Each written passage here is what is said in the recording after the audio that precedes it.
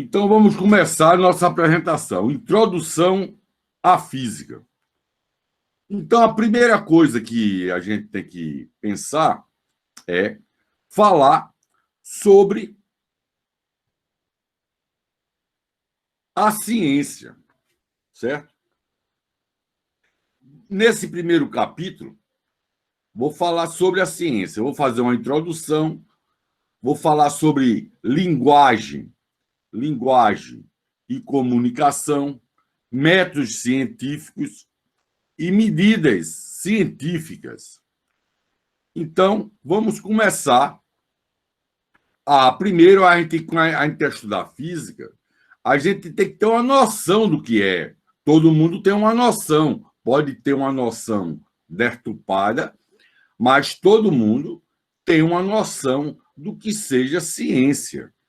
Tem vezes que o senso comum não sabe, pensa que tudo é ciência. E nem tudo é ciência, né? Existem certas coisas que não é considerado pela comunidade científica de ciência. Por exemplo, a astrologia. A astrologia não é reconhecida pela comunidade científica como ciência. Mas isso a gente vai falar nas próximas sessões aí, a gente vai falar sobre o que é pseudociência. Então, vamos começar o seguinte. Vamos começar a espécie humana. A espécie humana, certo? Existem várias designações para a espécie humana. Então, quais são essas designações que a gente pode dizer sobre a espécie humana? A espécie humana tem, muitas vezes, designada por o Homo sapiens. O Homo sapiens tem a sabedoria, tem a razão, né? É um animal que pensa. E também ele pode ser designada como se fosse o homem faber, o homem que faz, né? O homem é um dos únicos animais que fabrica sua ferramenta e ferramenta fabricando outra ferramenta, né? Então, veja bem, um homem começou fabricando, sei lá, a pedra lascada e fabricou a enxada, o martelo, a faca e vai desenvolvendo. Depois vem um trator, vem a máquina, vem um computador. Então, a espécie humana, ela também pode ser designada como o homem pode ser designado como o homem faber, o homem que faz, né? Mas veja bem, todo ser humano, isso faz parte da vida, todo ser humano, ele sofre. Então, também, o homem, ele é designado como um animal que sofre. Todos os animais sofrem e sentem o sofrimento. O sofrimento faz parte da vida da pessoa. Só que o homem quer aliviar seu sofrimento. Mas o sofrimento, ele é inegável. Para a pessoa viver, a pessoa sofre, sente também sempre prazer, sempre alegrias, né? Mas o homem, o sofrimento faz parte da vida da pessoa. E aí é que está a sabedoria. A sabedoria do homem é aliviar o sofrimento na vida e sentir prazer e sentir outras coisas, né? A vida tem vários significados, não é só sofrer e gozar, né? Então, a espécie humana também é designada como o homem passion, que tem paixões, né? Que tem paixões, que pode sofrer, né? Outra designação para o homem é o homem que ama. O homem é um animal, ama. E não ama só no sentido biológico da palavra, de sexo, de eros, né? O homem, ele ama também o próximo, né? Ele ama, ele pode amar de uma forma sem interesse, né? Mas dentro dessas designações, que essas quatro designações que eu falei aí, o homem sapios, o homem faber, o homem pation, o homem amas, né? Existe uma designação que diz o seguinte, que o homem ludes, o homem ludes, o homem lúdico, o homem que brinca, que joga. E essa designação, se você pensar um pouquinho, né, faz muito parte da vida de um animal. Você, por exemplo, quando você vê um, um, um casal de cachorro com seus filhotinhos, você vê, por exemplo, que a mãe, né, ela brinca, ela começa a brincar com os cachorrinhos, né, com os filhinhos. Então, com os gatos, e assim acontece, né? Então, existe uma espécie de jogo nos relacionamentos entre os animais. Mas o homem, ele joga, cara. Ele brinca. A criança brinca, sorri. Quando você começa a se comunicar com a criança, ela parece que a vida é um jogo. Ela começa a interagir com a vida, com o seu ambiente, com as pessoas, com a natureza, e ela, por, por, por ser lúdica, lúdica é uma coisa que está muito enraizado com a espécie humana, a pessoa brinca, joga no sentido amplo da palavra, né? Então, eu estou convencido, já há muitos anos que vem crescendo em mim a convicção de que é no jogo e pelo jogo que a civilização surge e desenvolve. Isso é uma ideia. Essa ideia não é nova, não é minha, não. Essa ideia não é nova, não. Essa ideia, se você olhar o desenvolvimento da civilização, certo? O homem a civilização, e na vida em sociedade, existe um jogo, né? E pelo jogo, né? Essa civilização, né? Parece um jogo, uma brincadeira, um teatro, né? Tem um palco à vida, a própria sociedade que você vive, você tem que, vamos botar assim, o jogar, né? Você joga. Então, e você joga para vencer, você sabe perder, e você tem que manter sua sobrevivência, né? Então, eu estou convencido que a civilização, ela se desenvolve e surge com o jogo. O jogo. Bom, esse conceito de jogo, se eu for falar o conceito de jogo, eu passaria aqui mais ou menos um mês falando sobre o jogo, né? Sobre o conceito de jogo e sobre o conceito de jogo na cultura. Então, é um assunto muito vasto, mas vocês vão entender daqui a pouco, vocês vão entender por que eu estou falando de jogo. Porque, né, vou falar de um modo resumido aqui. Então, o jogo, no jogo você pergunta, o que há de divertido no jogo? Por que razão um bebê grita de prazer?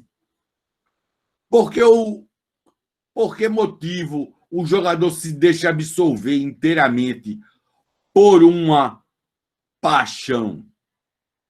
Por que uma multidão imensa pode ser levada até o delírio por um jogo de futebol, por exemplo? Então, quando a gente fala em jogo, existem várias perguntas em termos desse jogo, né?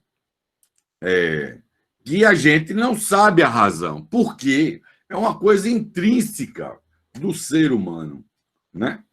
E é uma coisa que a gente poderia falar aqui sobre essas perguntas que eu coloquei aqui.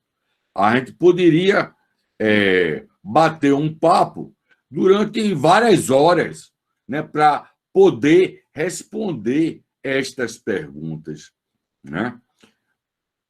Então, veja bem,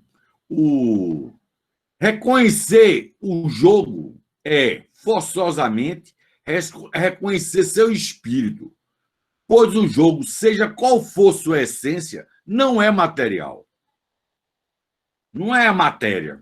Existe alguma coisa, é uma coisa de espírito, de mente, de espírito da pessoa, né? Porque o bebê sente prazer, é uma coisa de espírito. Ele tem bebê que você tira uma brincadeira, ele não sente prazer, ele não fica alegre, ele fica chorando. E assim, tem pessoas que não gostam de certos tipos de jogos, né? Então, o jogo tem alguma coisa a mais do que alguma coisa material, né? Eu estou falando de jogo, daqui a pouco eu vou fazer uma associação com ciência. Então, veja bem, o jogo ele tem uma regra. Nós sabemos que não podemos nos divertir em um jogo a menos que reconhecemos as suas regras, certo? Se você, por exemplo, nunca assistiu futebol, não sabe a regra do jogo de futebol, se você for para um estádio de futebol, você vai ver 22 jogadores ali correndo atrás da bola e você diz que palhaçada é essa? Você não entende as regras do jogo. Se você não entender, aquilo ali é outro mundo. Aquele mundo não faz parte da sua cultura.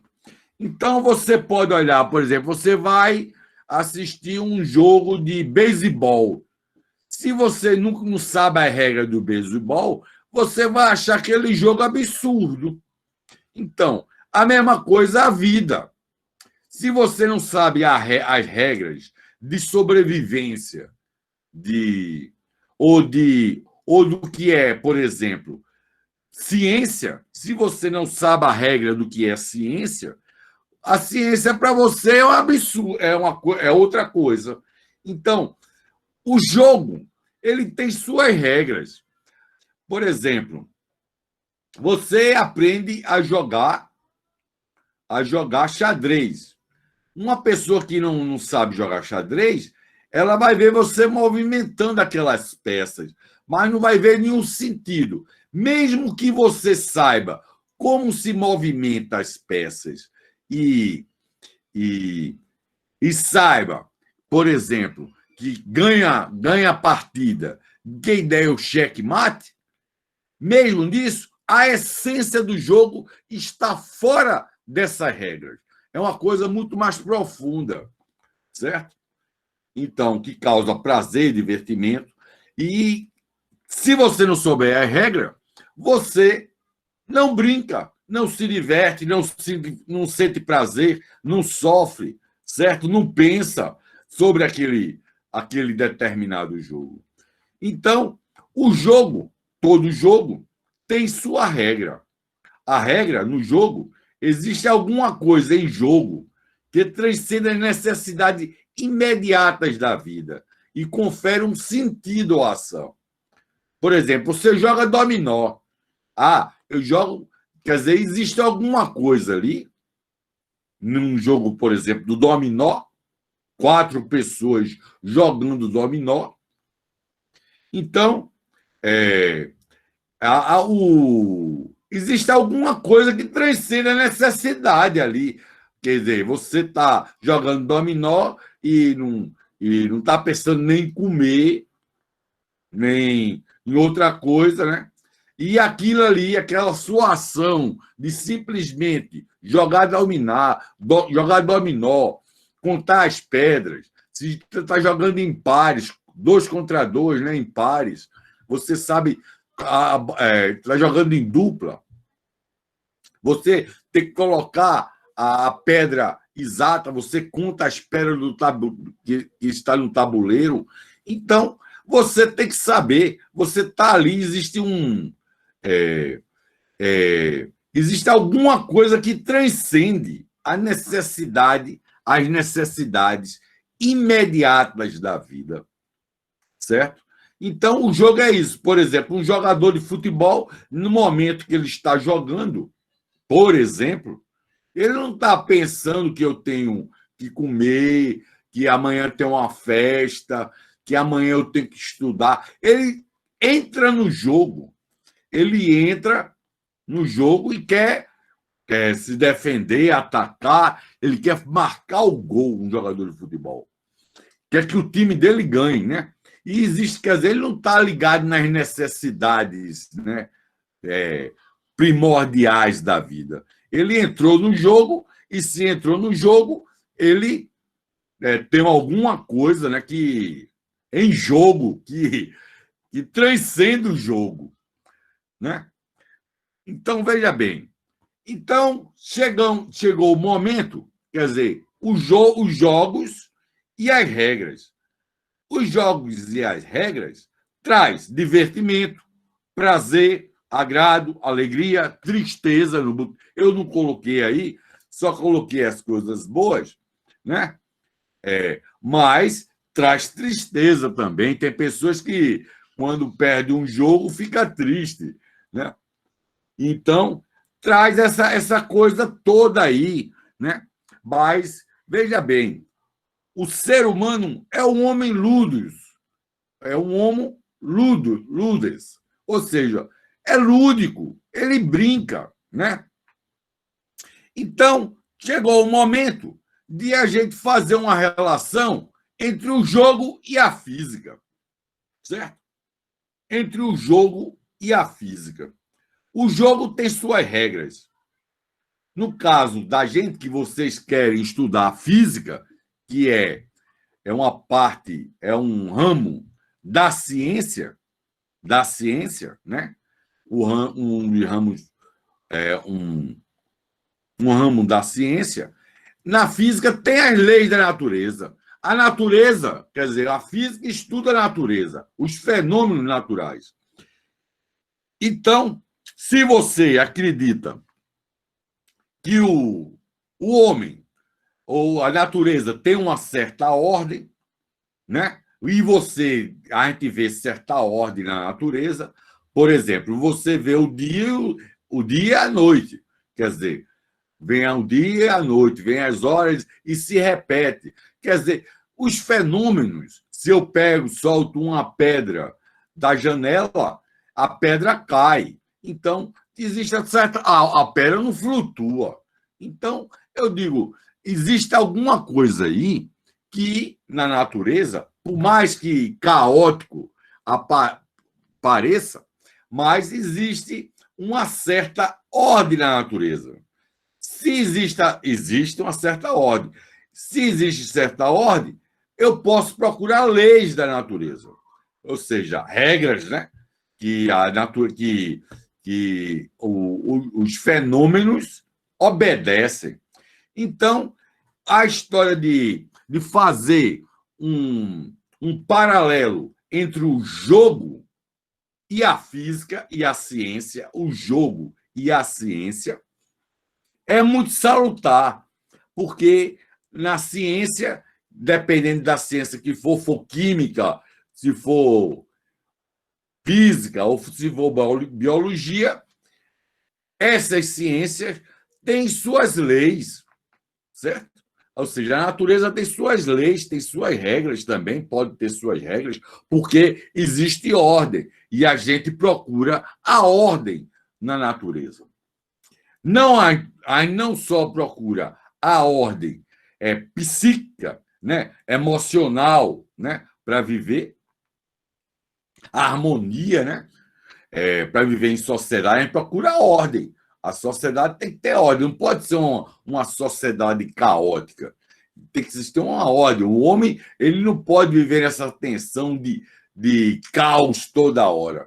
Ele tem que ter uma certa ordem. Então, veja bem, se vocês começam a estudar ciência, vocês têm que saber como a ciência funciona, quais são suas regras, certo? E você, se você tem interesse de conhecer a física, estudar a química, essas coisas, em princípio, não estão separadas, elas estão integradas. Por exemplo, a psicologia. A psicologia é uma ciência, considerada ciência.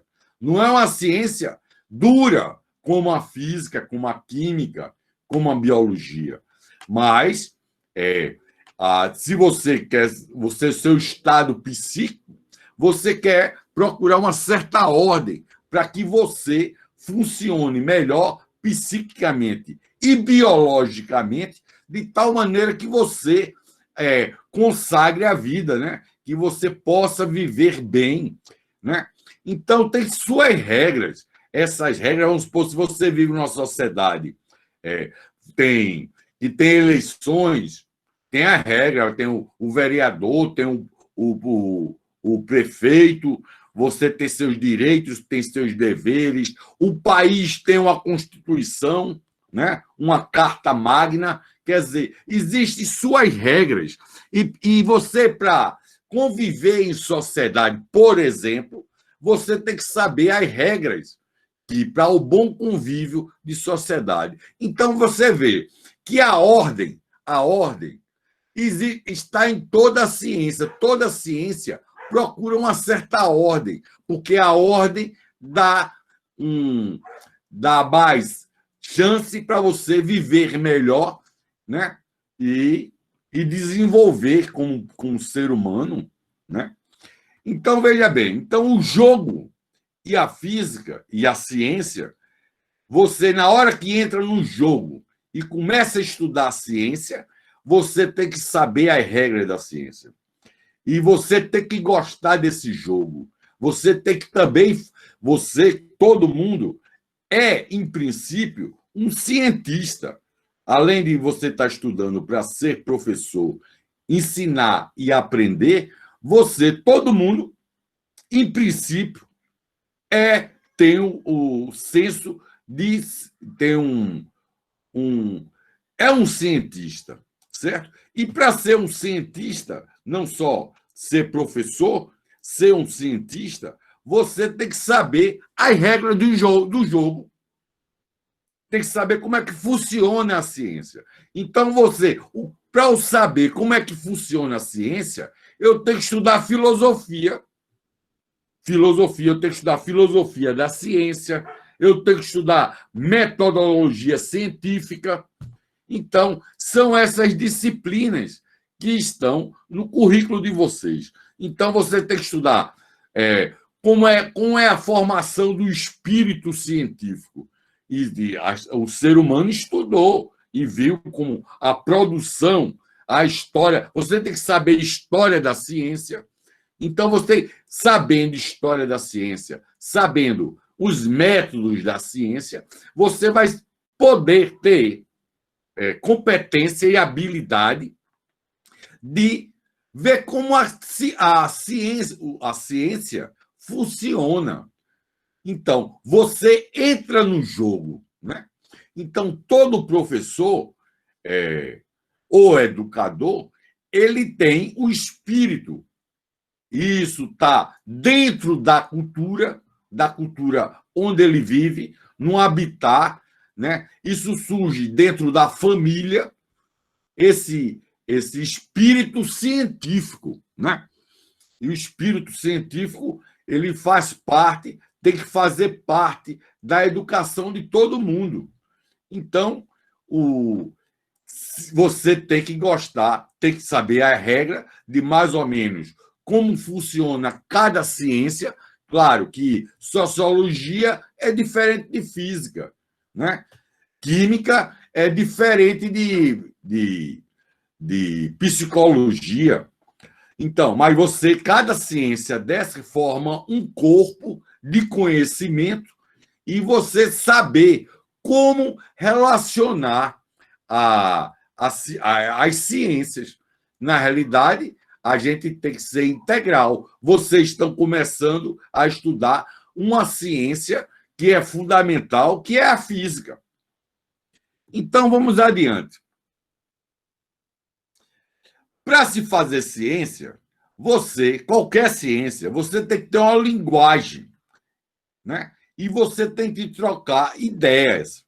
Você tem que se comunicar com o próximo. A construção da ciência não é feita por um indivíduo. É feita por várias pessoas, né? Um indivíduo ele não aprende sozinho, não. Alguém ensina, ele vai aprendendo e vai vendo o conhecimento acumulado, né? E para isso ele precisa de uma linguagem, certo? Você vai estudar sociologia, você precisa da linguagem, você precisa falar português, tem que escrever bem em português, saber interpretar um texto, né? Você tem que saber seu idioma e tem que saber outros idiomas também, né? Você tem que ter a linguagem, ter o poder de comunicação. Bom, mas na física, que vai estudar os fenômenos naturais, certo? Qual é a linguagem que a física usa? A linguagem é a matemática. A melhor linguagem vamos supor, física, eu estou me referindo agora, mas mesmo assim, em outras, estou me referindo mais à física, química e biologia. Então, essas ciências básicas, a linguagem dela é matemática. Então, você tem que gostar de matemática, certo? E não tem que ter nenhum preconceito contra a matemática, né? A linguagem mais precisa é a matemática. Você pode descrever um fenômeno, mas se você não expressa se você for explicar um fenômeno só pela linguagem, vamos supor, a linguagem, vamos supor, só em português, assim, pela língua, você dá vários significados. Tem vezes que você vai explicar, as palavras são ambíguas. Então, quando você usa a matemática, as ambiguidades não existem. Então, você precisa de uma linguagem para descrever um fenômeno físico, ou um fenômeno químico ou biológico. Você, além de precisar da palavra, você precisa da matemática. Matemática é uma linguagem. Então, veja bem, a ciência e as condições de vida humana avançaram significativamente depois que a ciência e a matemática se integraram-se há mais ou menos 4 séculos. Vamos supor, antes de Cristo, depois de Cristo, até os anos 1500 depois de Cristo, a matemática não era tão ligada à ciência. Tudo era uma questão só de raciocínio. Mas quando se ligou a ciência, a matemática, por exemplo, quando se ligou a física, a matemática, quando teve essa revolução, foi uma revolução, você ligar a matemática a física, quer dizer, a vida humana, certas condições de vida, nesse que foi, vamos colocar mais ou menos 1600 depois de Cristo, nos anos 1600, para cá, para o ano 2020, certo? Houve significativamente, né, um avanço significativo em tudo, né? Veio o motor a vapor, veio o avião, veio tudo. Quer dizer, veio tanta ciência como a tecnologia. Veio a energia elétrica, energia mecânica, né? Energia solar. Então, as condições de vida humana do século 1600 até hoje foi um avanço incrível. Se você comparar 4 séculos com 16 séculos que vem depois de Cristo, quer dizer, nesse período de 1600 a 2020, é uma evolução, um avanço nas condições de vida do ser humano incrível, né? Então, essa união entre ciência e matemática. Veja bem, note que, quando as ideias da ciência são expressas em termos matemáticos, em resumo, né? Tu faz um resumozinho aqui, elas não são ambíguas, certo? Quando você pega as ideias, por exemplo, energia, entropia, velocidade, aceleração, tensão, e coloca essas grandezas, por exemplo, potência, energia, coloca isso em termos matemáticos, não elas, né, quando elas são expressas matematicamente, as ambiguidades desaparecem, certo? Os conceitos, certo? As equações científicas provêm expressões compactas das relações, por exemplo, entre energia e velocidade, energia e potência, né? Quer dizer, são conceitos. O que é potência? O que é energia? O que é velocidade? O que é momento? Quer dizer, quando você coloca numa expressão matemática, né? Em uma expressão compacta, né? A coisa, a comunicação se torna outra e você explica também os fenômenos, né? Você não explica os fenômenos só por matemática, você tem experimentos, faz experimentos, né? Então, veja bem. Então, o método matemático e experimentação. Quer dizer, quando você faz para você fazer ciência, física, química e biologia, com certeza você tem que usar, certo? Matemática. Mesmo assim, quando você faz sociologia ou psicologia empírica, você faz pesquisa, você usa estatística e probabilidade. Estatística. Opa. Tem um aluno pedindo para entrar. Certo. Obrigado. Valeu.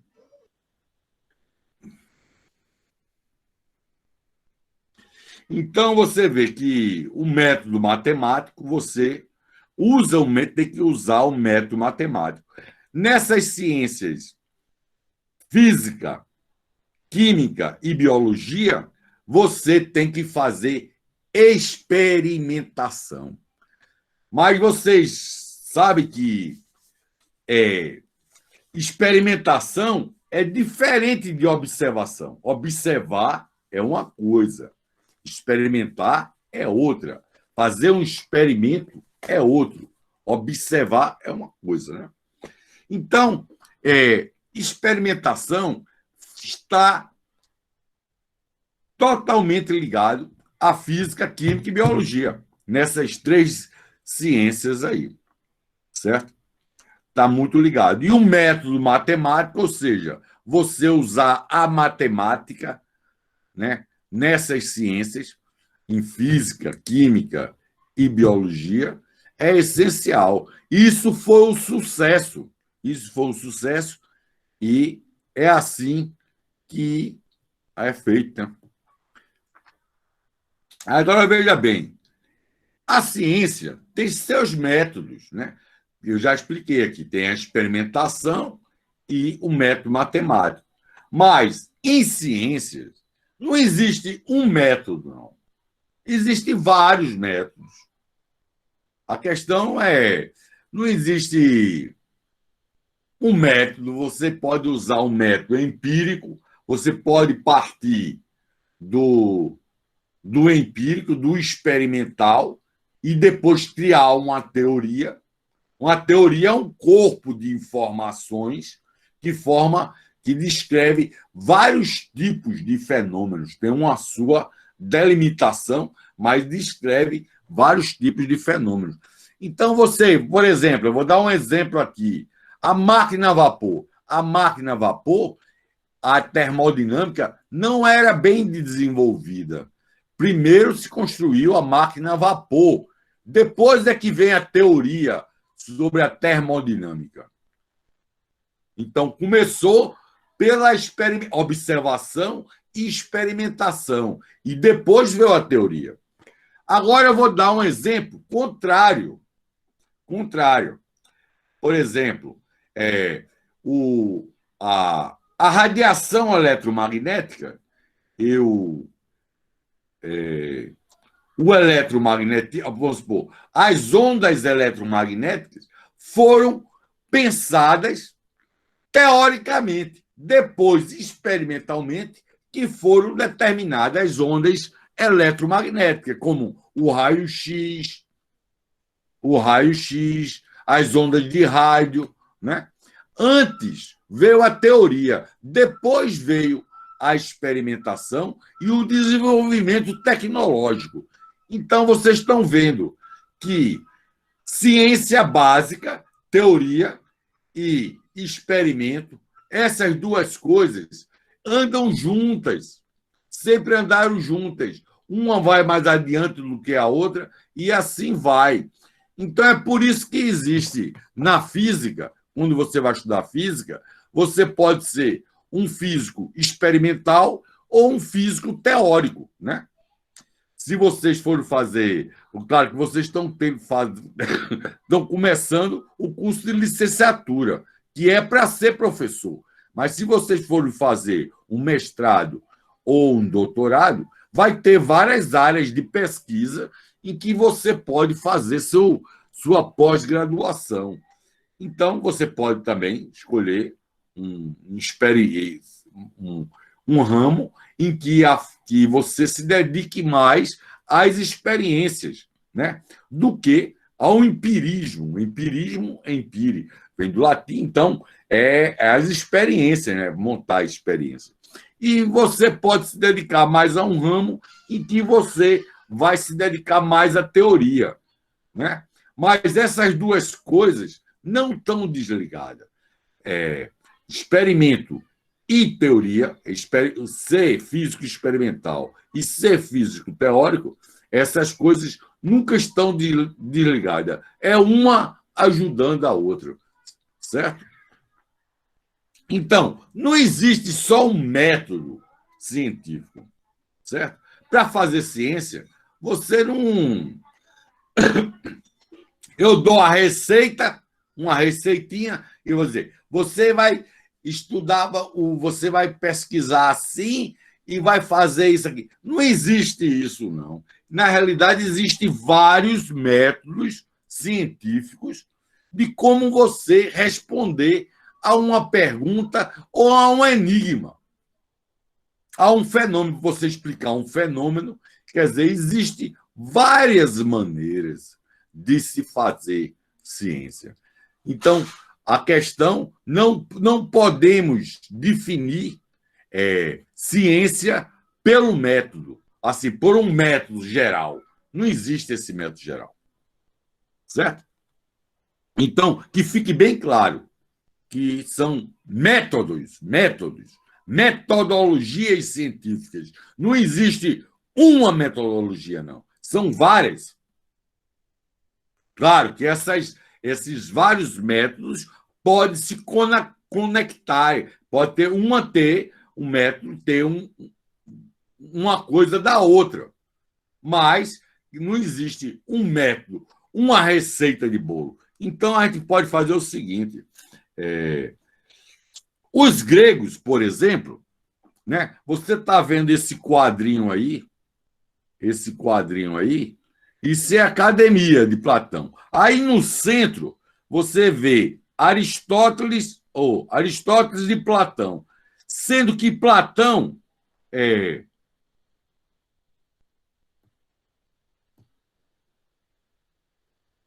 calma.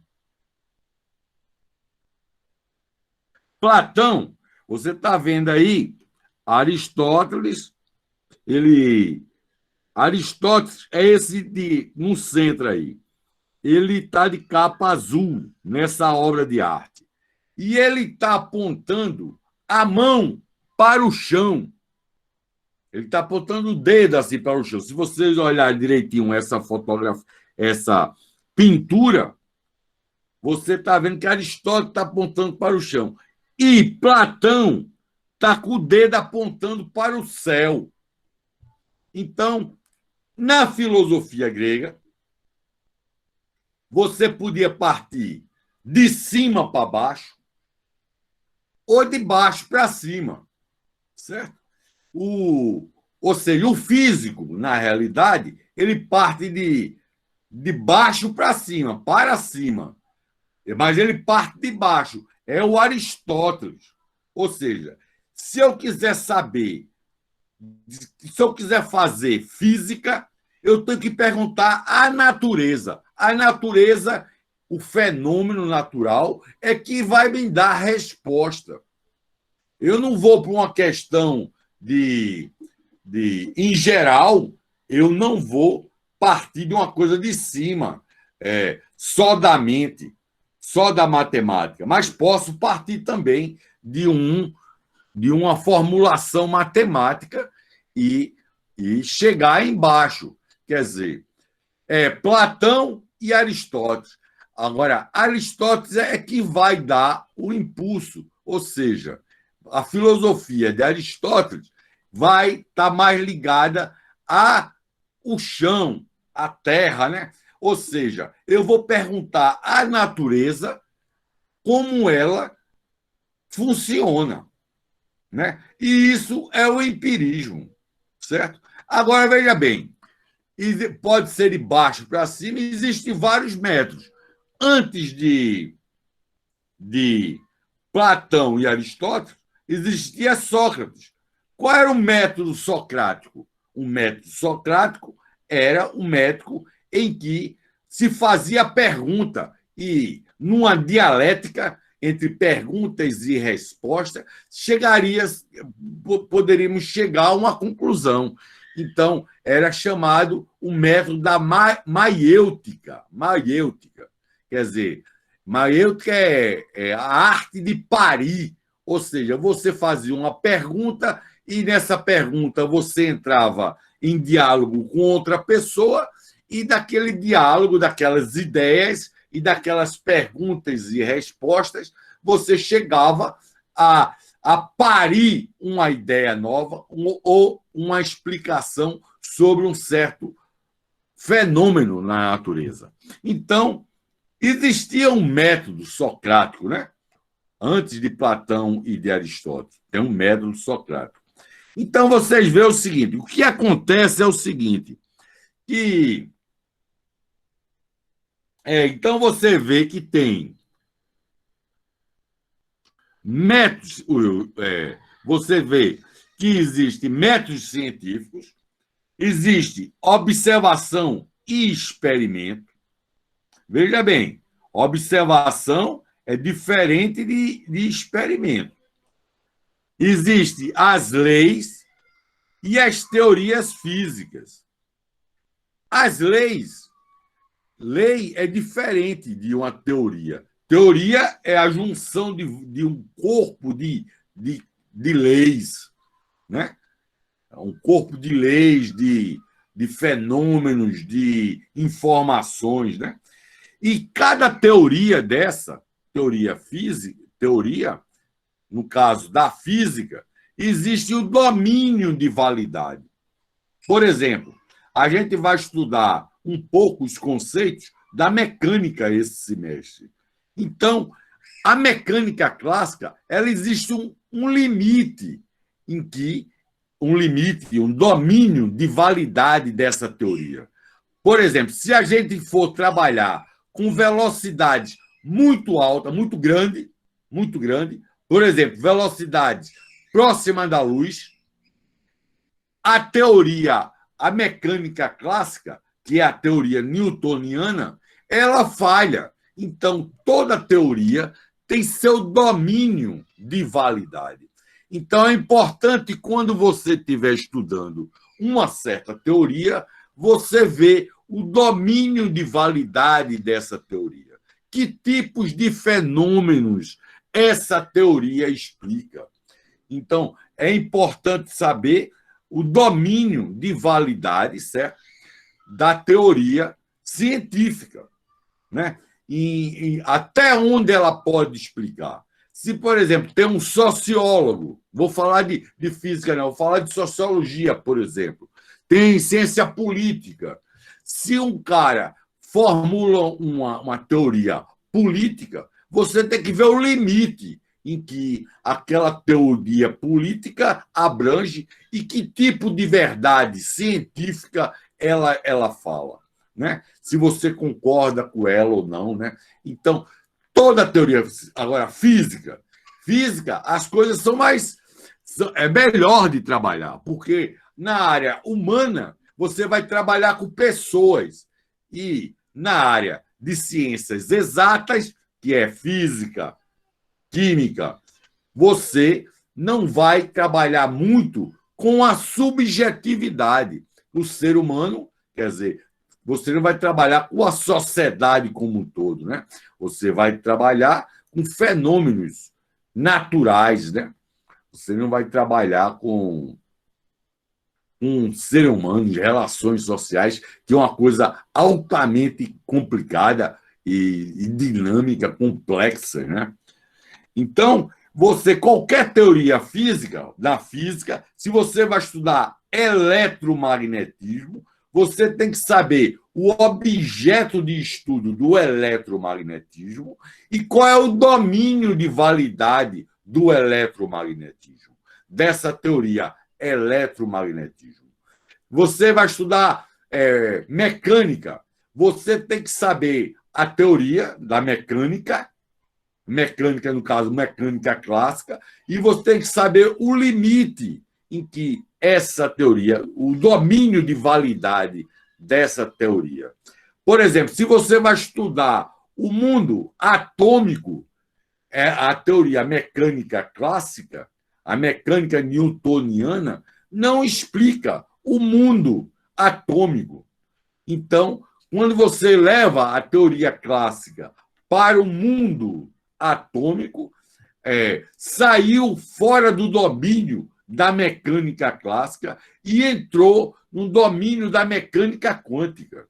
Agora, veja bem, uma teoria pode abranger a outra, né? Existe uma transição. Você pode, por exemplo, é sempre interessante estudar, né?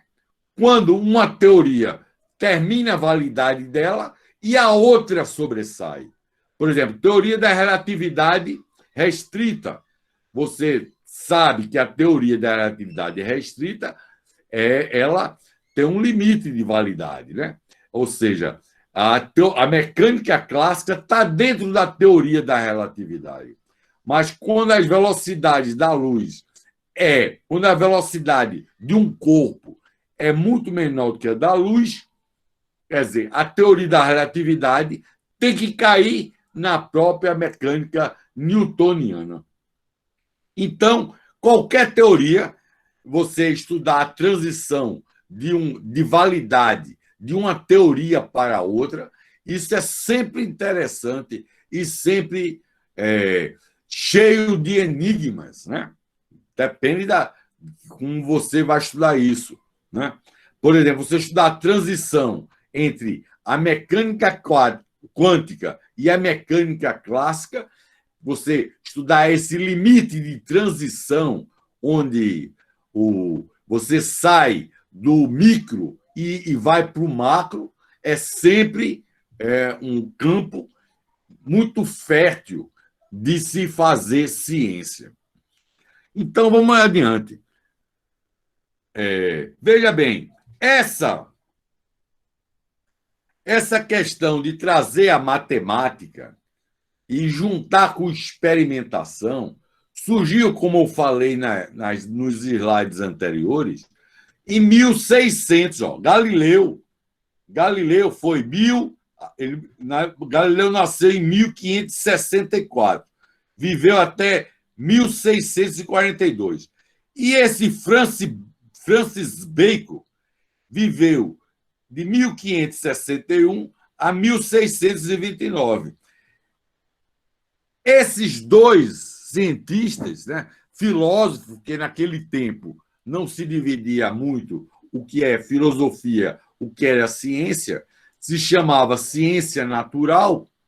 Então, Francis Bacon, ele escreveu, ele foi muito importante porque foi a questão política, ou seja, ele defendeu o empirismo, o experimento, que as pessoas deviam fazer experimentos, né? E ele defendeu também, ideologicamente, que conhecimento é poder.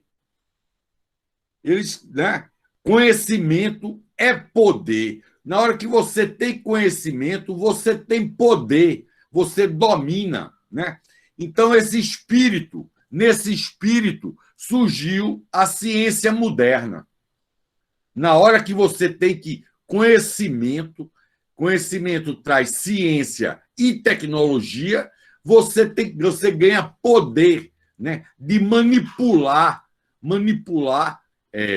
a natureza, né? Então, ele, ideologicamente, ele deu uma grande contribuição. Então, essa frase que começou, conhecimento é poder, foi de Francis Bacon. E Galileu Galilei, certo? Ele juntou justamente isso. Começou a juntar, que antes era a física aristotélica. Ele começou a juntar experimento, a física, experimento com a matemática. Foi Galileu o primeiro moderno, assim, para inaugurar a ciência moderna. Isso não quer dizer que na Grécia Antiga não existia, se ligava o experimento com a matemática. Por exemplo, eu vou lhes dar um exemplo aqui, o exemplo de Arquimedes. Arquimedes, né, que vocês vão estudar, mecânica dos fluidos, estática dos fluidos. Arquimedes, ele é um primeiro, poderia chamar assim, é um dos primeiros modernos. Ele junta experimento com matemática. Mas veja bem, Arquimedes é 300 anos antes de Cristo. E veio a filosofia aristotélica, que era baseada mais nas qualidades do que nas quantidades. Então, passou-se a Idade Média toda com a física aristotélica, sem muita relação entre experimento e matemática. Galileu é que realmente, certo? É como se fosse esses dois grandes homens. Claro que isso não foi ele sozinho, isso faz parte de uma sociedade. Esses dois homens se destacaram, mas eles nunca fizeram ciência sozinhos, certo? Galileu morou em Pisa, o pai era médico, né? Galileu estudou matemática, estudou medicina, quer dizer, toda uma sociedade, né?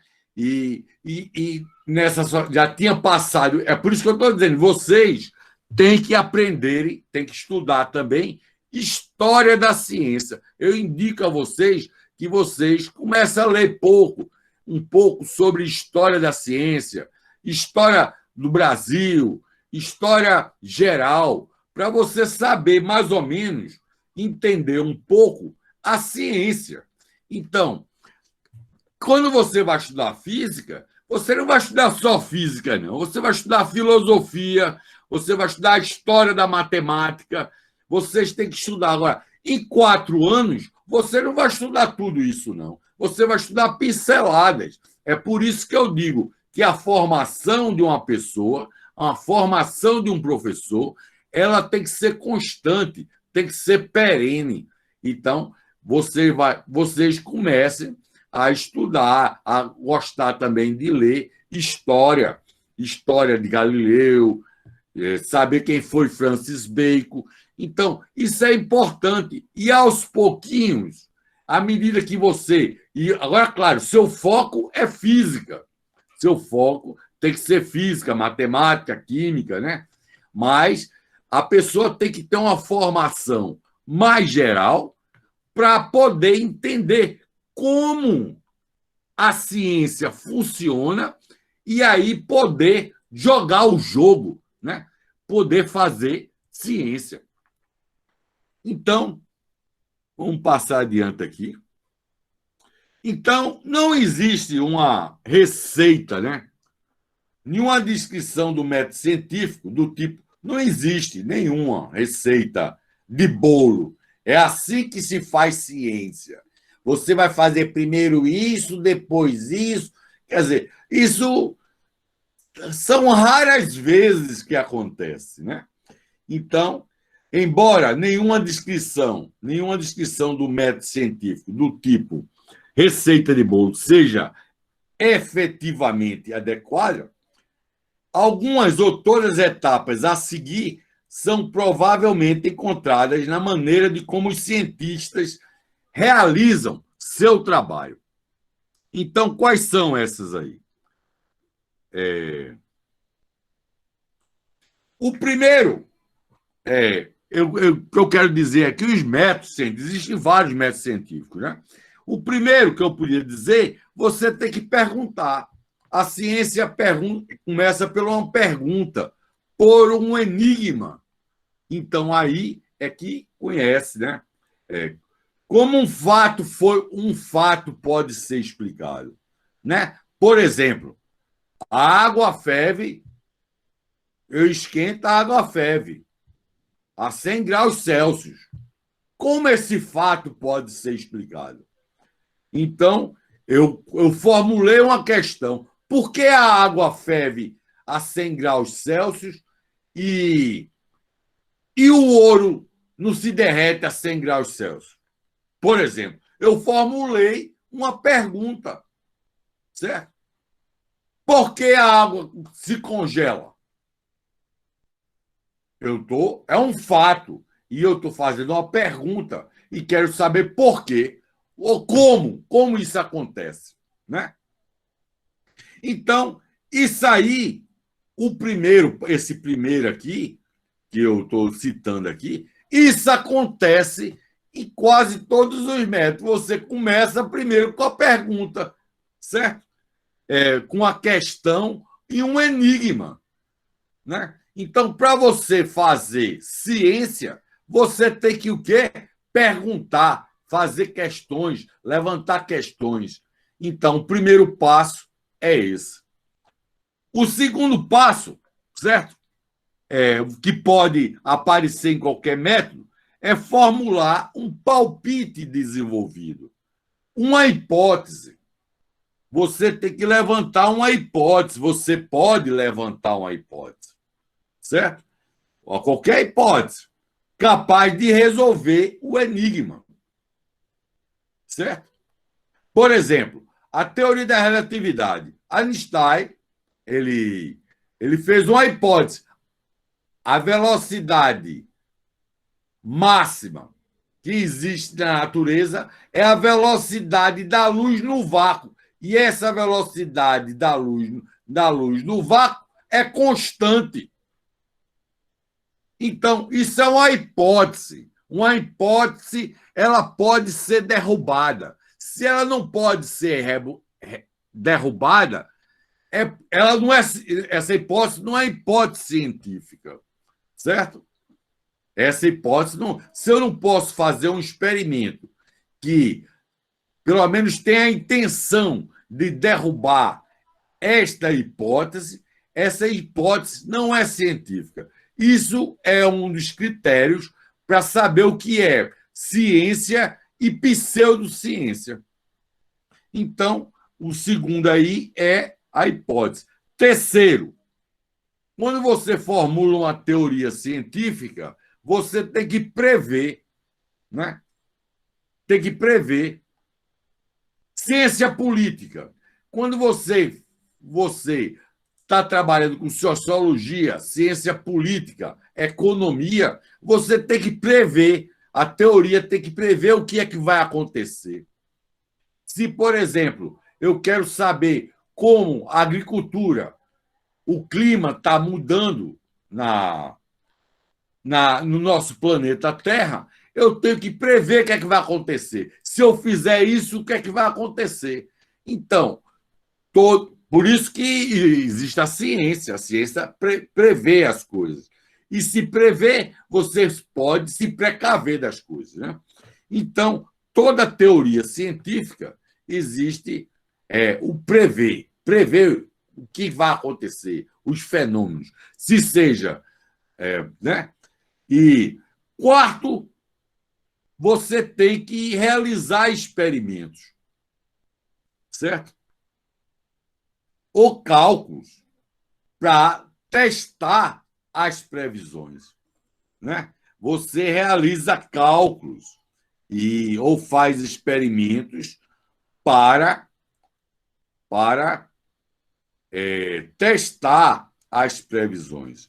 O quinto é que formular leis, né? Ou lei mais simples, essas leis têm que ser simples, que organize esses três ingredientes: hipótese, efeitos preditos e resultados experimentais. Então, o quinto é isso. Então, veja bem, esses 5 itens aí, eles aparecem de uma forma ou de outra em qualquer método científico. Pode aparecer 1 ou 2, mas deu 3, mas, em geral, né, os métodos científicos têm algum tipo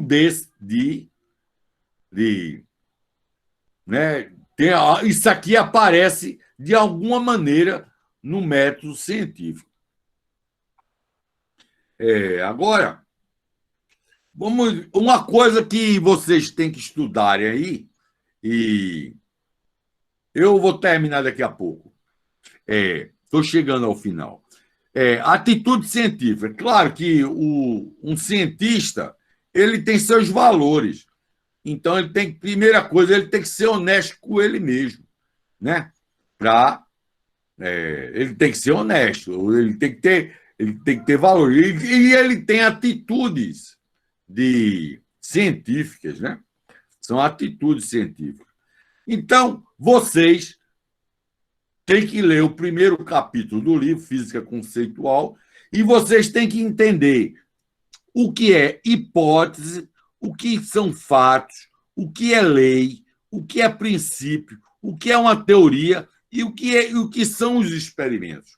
Isso tem que estar claro na cabeça de vocês. Certo? A hipótese, eu dei um exemplo. Por exemplo, a velocidade da luz no vácuo é a maior velocidade que existe na natureza e essa velocidade é constante, igual, né?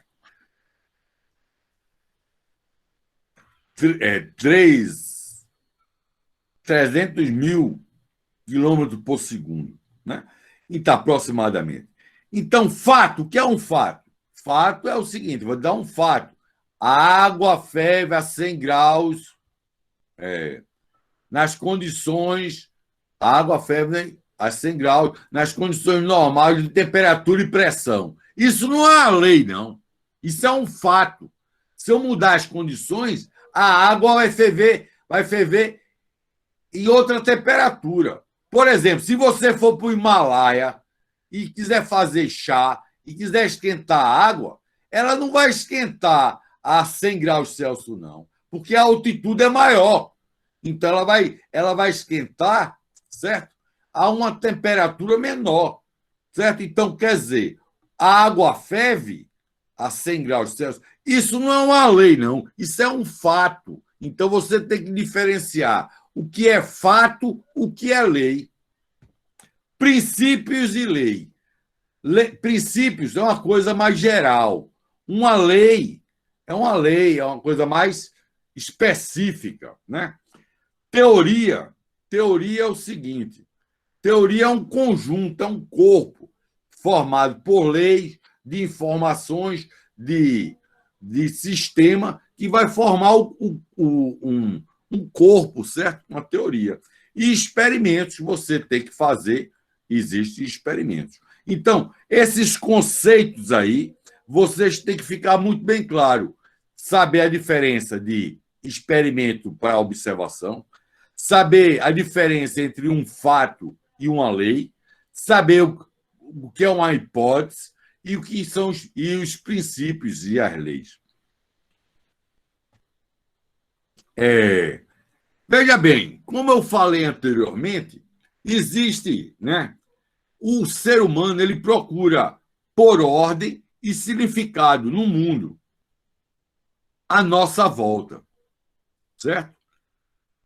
Ele procura ordem e significado, certo? Então, nessa procura, ele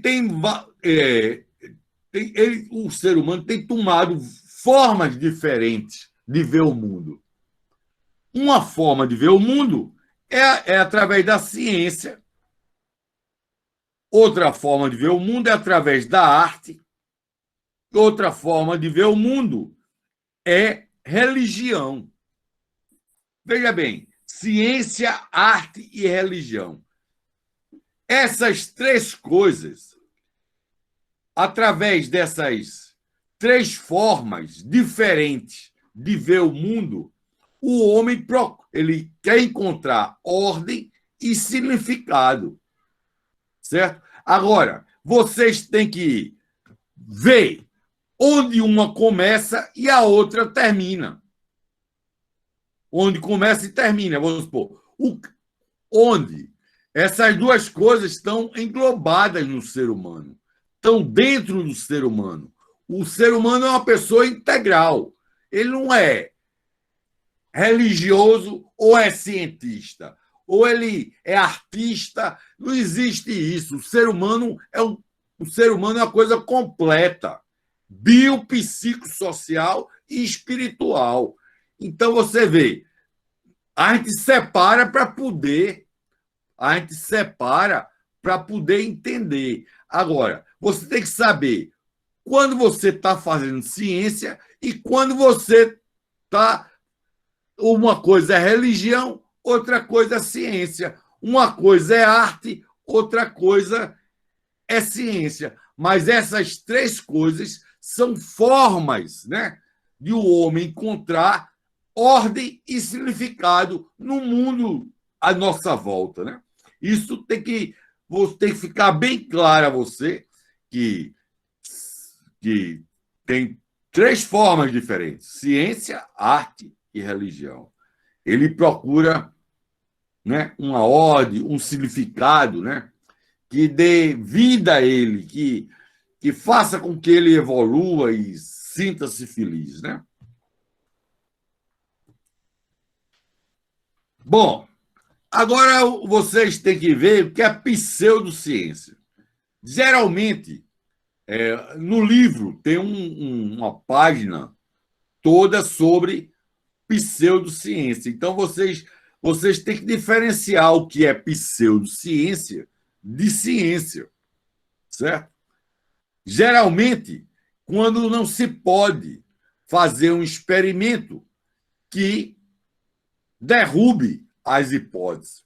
Eu faço uma afirmação, levanto uma hipótese, de tal maneira que eu não posso fazer um experimento que não derrube essa hipótese. Então, é importante entender e separar o que é ciência e do que não é ciência. Eu vou colocar ter uns artigos que eu vou passar para vocês lerem sobre o que é, e uns vídeos sobre o que é pseudociência, né? Isso tem que saber estar por dentro, porque na época atual existe um negacionismo científico. Isso é perigoso, isso traz decadência, certo?